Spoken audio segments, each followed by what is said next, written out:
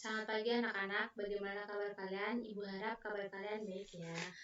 Pada pertemuan pagi hari ini kita akan melanjutkan materi yang kemarin, yaitu tentang konsep dasar ilmu ekonomi. Untuk tujuan pembelajarannya dapat kalian baca sendiri seperti kemarin.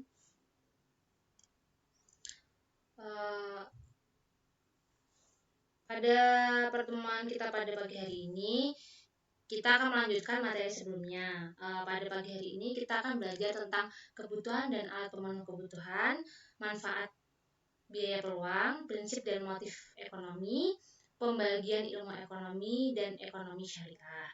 Yang pertama kita akan belajar tentang kebutuhan dan alat pemenuh kebutuhan.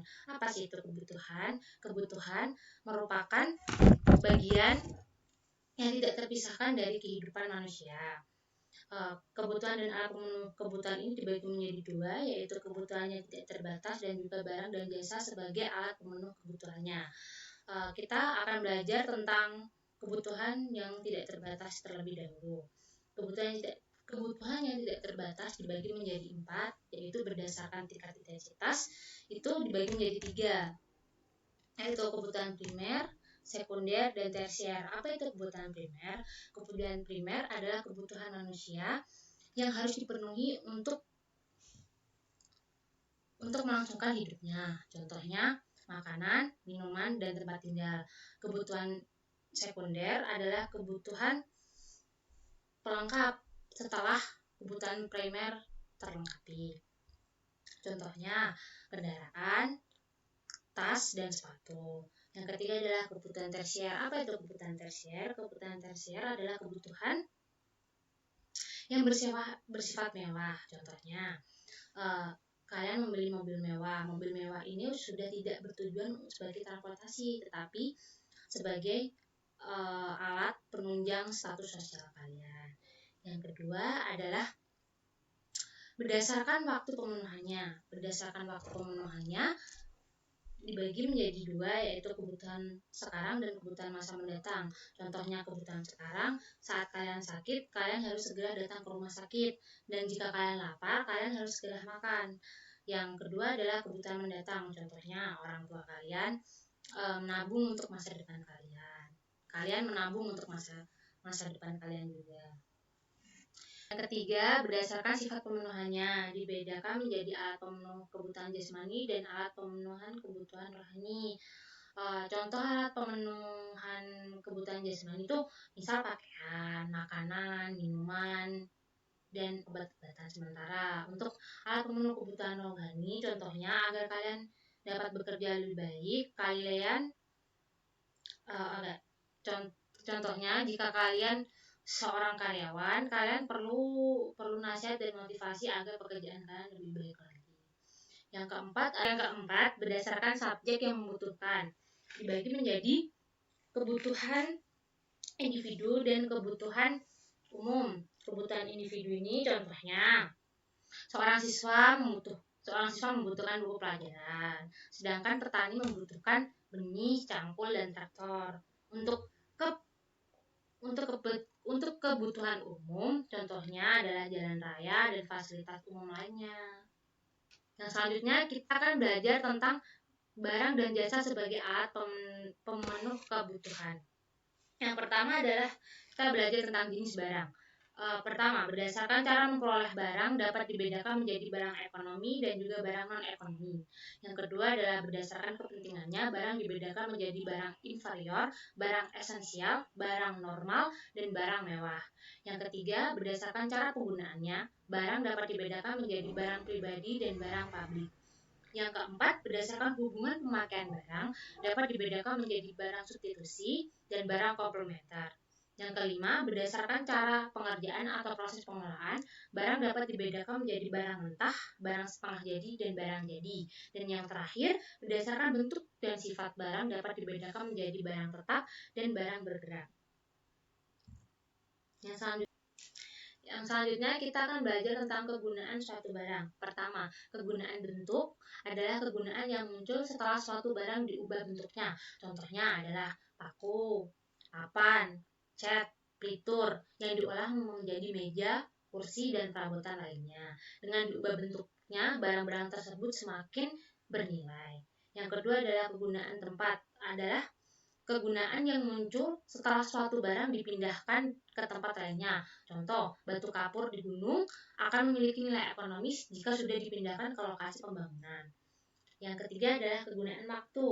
Kegunaan barang ketika digunakan tepat waktunya. Contohnya, tabungan pendidikan yang telah disiapkan sejak jauh-jauh hari akan berguna ketika tiba saatnya membayar. Yang selanjutnya adalah kegunaan milik, adalah kegunaan barang yang muncul ketika barang tersebut telah dimiliki. Contohnya, komputer yang ada di toko akan berguna setelah pembeli membayar dan memiliki barang tersebut sehingga dapat digunakan.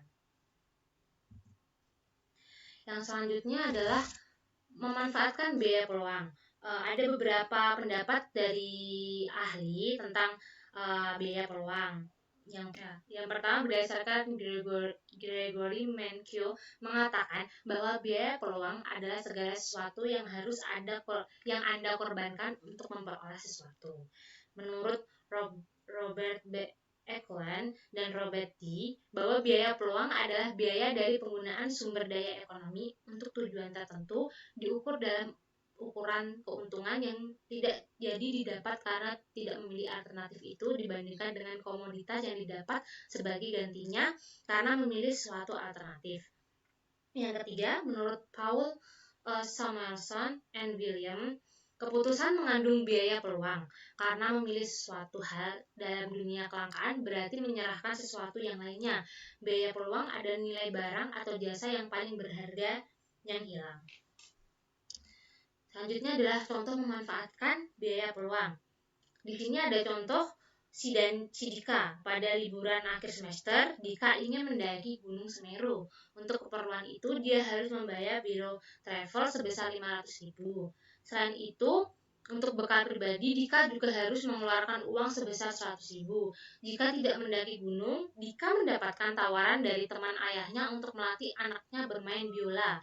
Untuk itu, dia akan mendapat upah sebesar 200.000 sehari. Pertanyaannya, berapakah biaya peluang Dika yang dilewatkan Dika jika mendaki Gunung Semeru? Jawabannya seperti berikut. Biaya travel sebesar 500.000, biaya bekal sebesar 100.000, jadi biaya eksplisitnya sebesar 600.000. Terus penghasilan jika tidak naik gunung atau biaya implisitnya sebesar 200.000. Jadi total biaya naik gunungnya Dika itu 800.000. Kenapa kayak gitu? Karena yang di total itu tidak hanya biaya yang dikeluarkan Dika pada hari itu, tapi juga biaya yang dilewatkan Dika ketika dia naik Semeru. Contohnya Dika sudah merelakan biaya peluang sebesar 200.000 karena dia lebih memilih ke Gunung Semeru dibandingkan mengajar anak teman ayahnya bermain biola. Selanjutnya adalah prinsip dan motif ekonomi. Yang pertama kita akan belajar tentang prinsip ekonomi. Prinsip ekonomi memiliki manfaat antara lain hasil yang diperoleh semaksimal mungkin, kemampuan alat dan model yang digunakan secukupnya. Yang ketiga adalah risiko kerugian diperkecil dan pemborosan dapat terhindar. Hal-hal berikut yang perlu diperhatikan oleh konsumen. Sebagai konsumen, kita harus menentukan skala prioritas kebutuhan dalam jangka waktu tertentu dengan mempertimbangkan jumlah uang yang dimilikinya. Yang kedua adalah memilih barang dan jasa yang memiliki kualitas terbaik dengan harga yang murah dan terjangkau. Yang ketiga, berusaha untuk memperoleh barang dan jasa yang dibutuhkan dengan harga yang murah. Yang kedua, kita akan belajar tentang motif ekonomi. Yang pertama adalah motif kegiatan produksi. Contohnya, petani mengolah sawah untuk menghasilkan padi. Yang kedua adalah motif kegiatan ekonomi. Contohnya, kalian mengkonsumsi makanan, minuman, memakai pakaian. Yang ketiga adalah motif kegiatan distribusi. Contohnya adalah koperasi para petani beras. Koperasi ini membelikan pupuk dari perusahaan pupuk dan menjualnya kepada para anggota koperasi dengan harga murah atau dicicil. Selanjutnya kita akan mempelajari tentang pembagian ilmu ekonomi. Yang pertama, ilmu ekonomi moneter adalah cabang ilmu ekonomi yang membahas tentang uang, perbankan, dan lembaga keuangan lainnya. Yang kedua adalah kita akan belajar tentang ilmu ekonomi publik, adalah cabang ilmu ekonomi yang membahas tentang kebijakan pemerintah dalam perekonomian. Yang ketiga adalah ilmu ekonomi industri, adalah cabang ilmu ekonomi yang memfokuskan pembahasan pada interaksi berbagai perusahaan di dalam suatu industri. Yang keempat adalah ilmu ekonomi internasional, adalah cabang ilmu ekonomi yang membahas tentang kegiatan perekonomian antar bangsa atau antar negara. Yang selanjutnya, ilmu ekonomi regional adalah cabang ilmu ekonomi yang antara lain membahas tentang interaksi ekonomi antar wilayah dan proses perkembangan suatu wilayah. Yang keenam, ilmu ekonomi sumber daya alam atau SDA membahas masalah dan alokasi sumber daya alam yang optimal menurut ekonomi.